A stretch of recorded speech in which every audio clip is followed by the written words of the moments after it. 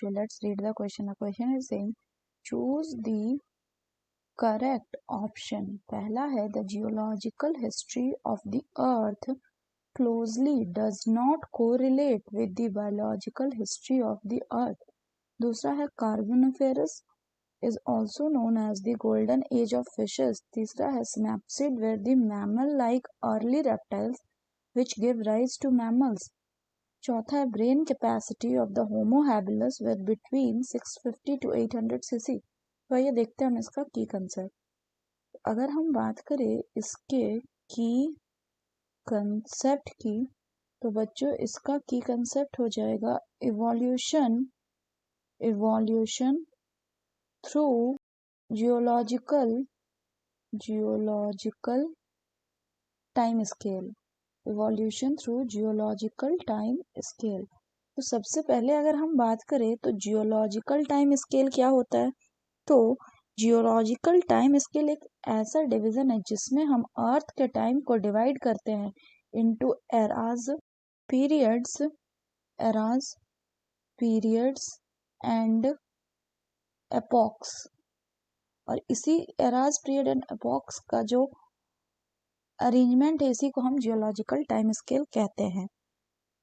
अब अगर हम क्वेश्चन की बात करें तो क्वेश्चन में बोला कि geological history of the earth closely does not correlate with the biological history of the earth. तो ये बिल्कुल गलत है क्योंकि अर्थ का जो जियोलॉजिकल हिस्ट्री रहा है, ये जियोलॉजिकल मतलब उसका जो ज्योग्राफिकल हिस्ट्री रहा है वो क्लोजली कोरिलेट करता है. इट इज क्लोजली कोरिलेट करता है किससे, उसके बायोलॉजिकल हिस्ट्री से. तो इसलिए पहला वाला ऑप्शन कैसा हो गया, गलत हो गया. दूसरा बोल रहा है किसके बारे में, दूसरा बोला गया है कार्बोनिफेरस पीरियड के बारे में. Carboniferous period. तो अगर हम कार्बोनिफेरस पीरियड बोले को क्या कहा जाता है, इसको कहा जाता है एज ऑफ एम्फीबियंस. वहीं अगर हम बोले गोल्डन एज ऑफ फिशेस तो गोल्डन एज ऑफ फिशेस किसको कहा जाता है, गोल्डन एज ऑफ फिशेस जो है ये आपका कहा जाता है डेवोनियन पीरियड को, ना कि कार्बोनिफेरस पीरियड को. दूसरा वाला भी कैसा हो गया, गलत हो गया. पहला वाला गलत, दूसरा वाला भी गलत. तीसरा बोला गया किसके बारे में, तीसरा बोला गया आपका स्नैपसीड के बारे में. तो अगर हम बात करें स्नैपसीड्स की, तो स्नैपसीड्स को ये बिल्कुल सही बात है कि इनको मैमल्स लाइक रेप्टाइल्स बोला जाता है, लेकिन क्वेश्चन में अर्ली रेप्टाइल्स बोला जाता है, जबकि ये कैसे थे, दे वेर रेट रेप्टाइल्स.